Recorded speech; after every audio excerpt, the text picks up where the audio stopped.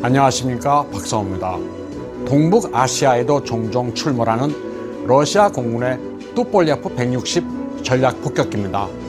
러시아어로는 벨리비지, 즉 백조로 서방 세계에서는 블랙잭이라 불리는 러시아 공군에서 가장 강력한 초음속 전략 폭격기입니다.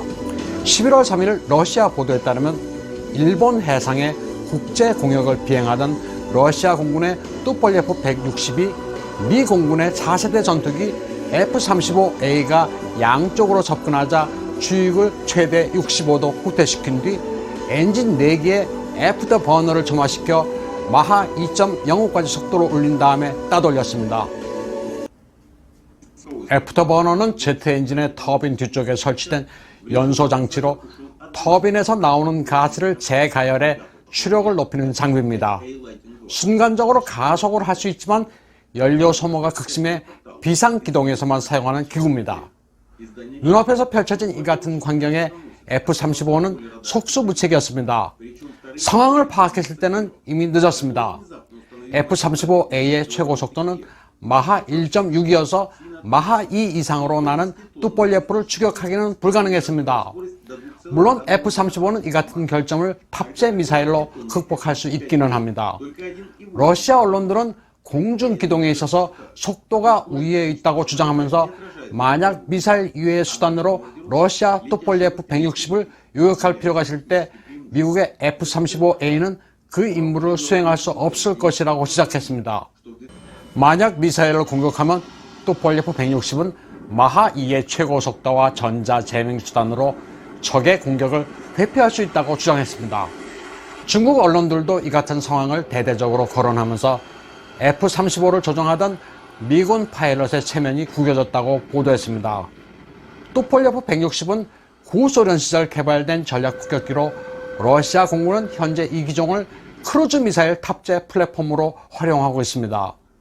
핵탄두를 탑재한 크루즈 미사일 RKV-500B의 경우 최대 12발, 항공기 탑재형 단거리 탄도미사일 KH-15P는 최대 24발까지 탑재할 수 있습니다.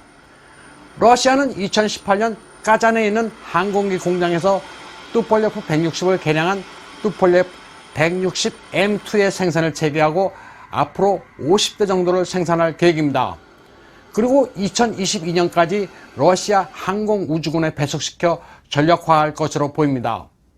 1987년부터 생산된 뚜폴리아프 160은 엔진은 미 공군의 B1과 비슷한 스펙으로 역 V자형의 인테이크 중앙에 애프터 버너를 단 터보팬 엔진 2기 등 모두 4대의 엔진이 있습니다.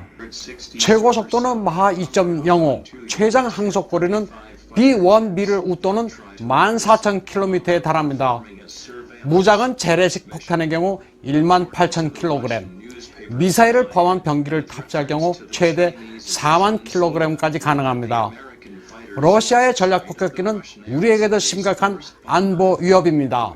7월 23일에는 중국의 H6와 러시아의 뚜폴리아프 95 폭격기가 카디지를 침범한 적이 있습니다.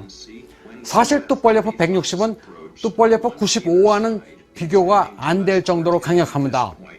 전략 폭격기는 무력 시위를 하는 데 있어 아주 효과적인 병기입니다. 우리로서는 굳건한 한미 동맹을 유지해 중국과 러시아에 대항해야 합니다. 사실 한미 군사 동맹의 키나 다름없는 일본과의 지소미아를 버려서는 안 되는 이유입니다. 한국과 일본의 지소미아가 유지돼야 미국은 지역에서 억지력을 발휘할 명분이 생깁니다. 동북아시아의 공역을 중국의 폭격기뿐 아니라 러시아까지도 휘젓고 다니고 있습니다.